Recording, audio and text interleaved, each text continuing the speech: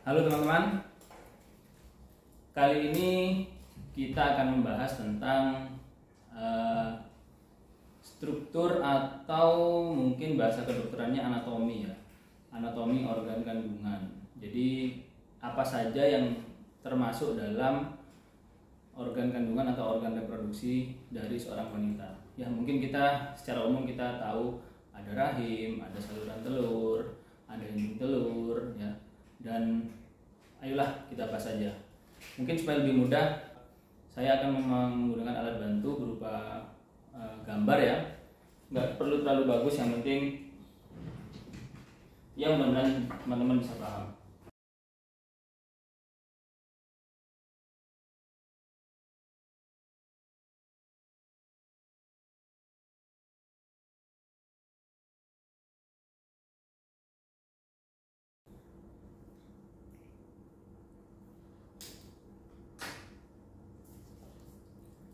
Nah teman-teman, jadi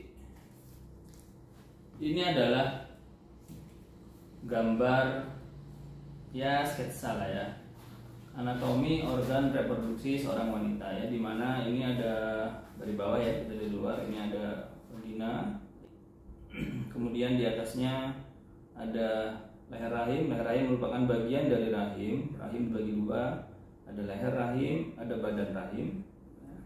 Kemudian ini ada saluran telur, ada dua saluran telur. Kemudian yang ini adalah indung telur. Bagi teman-teman yang setiap bulan mengalami haid, maka dari sinilah sumber hormonnya, dari indung telur ini, dan dari sini juga terjadinya ovulasi. Ya, sehingga apabila terjadi ovulasi, kemudian terjadi hubungan, maka bisa hamil. Ya. Baik, kira-kira ini yang paling dasar yang perlu dipahami, apa itu dan apa saja anatomi organ reproduksi seorang wanita. Ya. Nah, berikutnya akan coba saya bahas satu persatu fungsi-fungsinya. Yang pertama, vagina. Secara umum vagina berfungsi sebagai pipa gitu ya, untuk menyalurkan apa yang keluar dari rahim ke luar ya, untuk istilahnya jalan pases gitu ya, jalur keluar ya. Kemudian ada fungsi untuk intercourse, untuk hubungan ya. Kemudian yang berikutnya sebagai kanal pada saat persalinan, tempat lewatnya bayi. Itu fungsi vagina. Yang berikutnya adalah fungsi leher rahim. Sangat banyak fungsi leher rahim. Yang pertama tentunya untuk penghubung antara rahim dan antara badan rahim dan vagina, mengeluarkan darah haid setiap bulan melewati leher rahim ya, atau cervix. Dan leher rahim ini juga menghasilkan lendir yang berfungsi pada saat masa subur ya, berfungsi untuk memudahkan sperma masuk sehingga bisa terjadi pembuahan.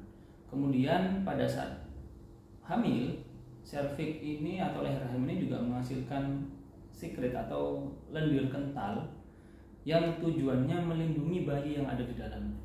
Jadi sebagai penyalur, penghasil lendir pada saat ovulasi untuk memudahkan sperma masuk, dan yang ketiga pada saat hamil menghasilkan lendir yang berfungsi sebagai pelindung atau barrier supaya apa-apa yang ada dari luar yang terhubung dengan vagina tidak mudah masuk ke dalam rahim dan mencegah terjadinya infeksi. Itu ya, kita sudah bicara tentang vagina dan leher rahim. Berikutnya tentang rahim itu sendiri. Rahim itu sendiri tentunya sebagai fungsi utamanya tentu sebagai mens ya, sebagai target organ atau organ yang menghasilkan darah haid ya.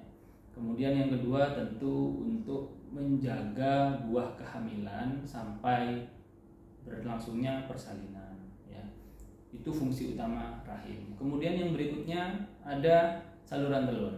Ya, saluran telur itu adalah tempat bertemunya sel telur dengan sperma, dimana pada saat terjadi proses pembuahan, saluran telur akan seperti mengibaskan tangannya begitu ya. Yang kan ini kan ada gambar menyerupai tangan. Dia akan menangkap sel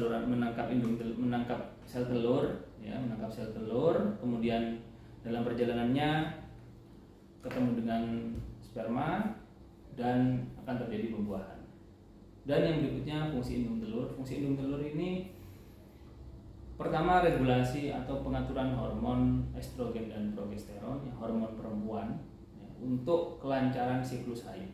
Yang kedua, menghasilkan sel telur pada saat ovulasi, di mana sel telur inilah yang nanti bila bertemu dengan sperma dari suami maka akan terjadi pembuahan.